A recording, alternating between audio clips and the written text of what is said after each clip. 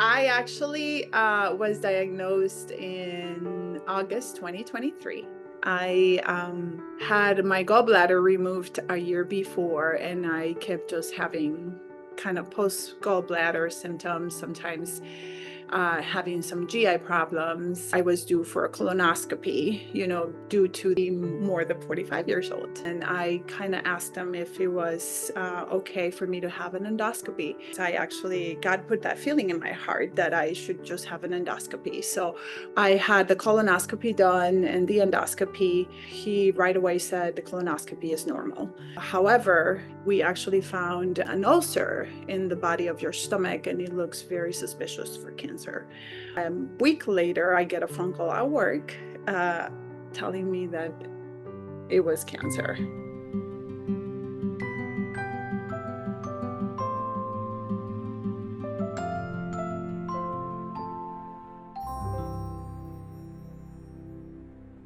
Well, my name is Karol Cordon. I am married to a wonderful husband who supported me through all of this.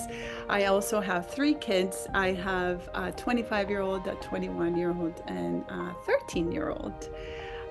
The princess of the house. I am actually a nurse, and I receive care at Rush University Medical Center for my cancer treatment. It started with a CT scan. I had a PET scan, endoscopy, ultrasound. Also had a laparoscopic diagnostic procedure, and that's where they actually went in and they did some peritoneal washings. So the staging was stage 2 gastric adenocarcinoma, signet ring cell features. There was no biomarkers. I was going to have kind of like a sandwich treatment, I think they call it. I was going to have FLOT, 4 rounds of chemo. I was going to have then a gastrectomy, and then 4 rounds of FLOT chemo after. After the 4 treatments, I actually went for a CT scan. I get a phone call asking me how I was feeling, if I was feeling short of breath. And then they said, well, you need to rush to the emergency room because in the CT scan, it showed that you actually have multiple pulmonary embolisms.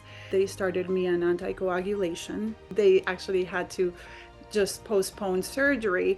And during that time, my oncologist said, well, while we wait, do you want to just continue with chemo? And I said, yes. So I actually ended up having 6 rounds of chemo before my surgery. Gave me a little break, and then I had 2 more rounds of chemo.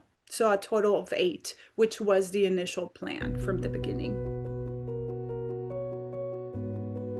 They actually almost did like a tattooing of my stomach prior to going to surgery. And when I was in surgery, they started checking and all the tissue around the tattoo that they had made. And thank God, they decided that it was not necessary to take my whole stomach out. So they actually only remove about 60 to 70% of my stomach. Similar to like a gastric bypass, it's an RNY procedure, which is like almost like a whole reconstruction of my intestine, small intestine, and all of that. So they also removed, I don't know exactly the amount of lymph nodes, but everything was negative.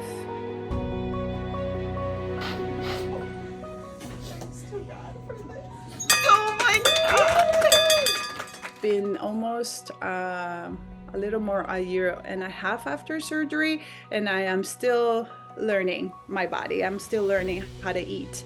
I actually eat very frequent meals. I eat a lot of high protein meals. So it's a very high protein diet, low sugar diet. Otherwise, I get what it's called dumping syndrome. So it's been a little difficult because I get tired of eating the same things, but I try to stick to the things that I actually know are not going to be, I'm not going to hurt from eating. So I try to eat a lot of nutritious, high protein meals. That's what I call it. I was able to have many of nurses that actually work with me, take care of me during this time. Many of them were actually in procedures with me while I was in the hospital. It was definitely very interesting to be on the other side. I think my role is to always provide care, to always provide advice. And being on the other side, where I was actually being the one taking care of, was very interesting and very eye-opening. It's really rewarding to have this opportunity to let people know that there's hope despite a cancer diagnosis. Isaiah 41:10 says, "Do not fear, I am with you. Do not dismay, for I am your God." For me, a cancer diagnosis was also a faith journey. And I just want to say that your strength comes from your family and friends, but only God will strengthen you and give you peace in his promises. You are not alone, and that your story is still being written by the one who brings beauty from every struggle. So that is one of the big messages that I think I wanted to give out to many that are going through this journey.